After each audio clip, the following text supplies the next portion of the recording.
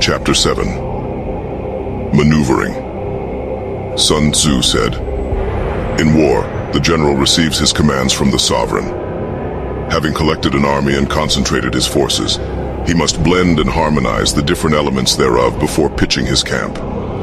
After that comes tactical maneuvering, than which there is nothing more difficult. The difficulty of tactical maneuvering consists in turning the devious into the direct, and misfortune into gain. Thus, to take a long and circuitous route, after enticing the enemy out of the way, and though starting after him, to contrive to reach the goal before him, shows knowledge of the artifice of deviation. Maneuvering with an army is advantageous, with an undisciplined multitude, most dangerous. If you set a fully equipped army in march in order to snatch an advantage, the chances are that you will be too late.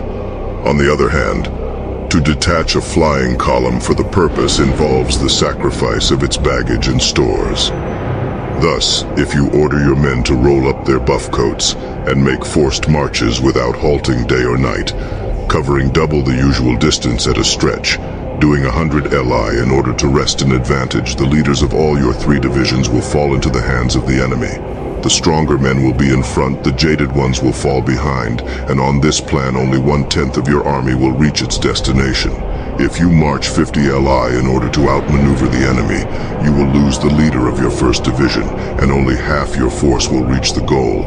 If you march 30 li with the same object, 2/3 of your army will arrive. We may take it then that an army without its baggage train is lost. Without provisions it is lost. Without bases of supply, it is lost. We cannot enter into alliances until we are acquainted with the designs of our neighbors. We are not fit to lead an army on the march unless we are familiar with the face of the country, its mountains and forests, its pitfalls and precipices, its marshes and swamps. We shall be unable to turn natural advantage to account unless we make use of local guides. In war, practice dissimulation, and you will succeed. Whether to concentrate or to divide your troops must be decided by circumstances. Let your rapidity be that of the wind, your compactness that of the forest. In raiding and plundering be like fire, is immovability like a mountain. Let your plans be dark and impenetrable as night, and when you move, fall like a thunderbolt. When you plunder a countryside, let the spoil be divided amongst your men. When you capture new territory, cut it up into allotments for the benefit of the soldiery. Ponder and deliberate before you make a move. He will conquer who has learnt the artifice of deviation. Such is the art of maneuvering. The Book of Army Management says, "On the field of battle, the spoken word does not carry far enough. Hence the institution of gongs and drums. Nor can ordinary objects be seen clearly enough. Hence the institution of banners and flags." Gongs and drums, banners and flags are means whereby the ears and eyes of the host may be focused on one particular point. The host thus forming a single united body, is it impossible either for the brave to advance alone or for the cowardly to retreat alone. This is the art of handling large masses of men. In night fighting, then, make much use of signal fires and drums, and in fighting by day, of flags and banners, as a means of influencing the ears and eyes of your army. A whole army may be robbed of its spirit. A commander-in-chief may be robbed of his presence of mind.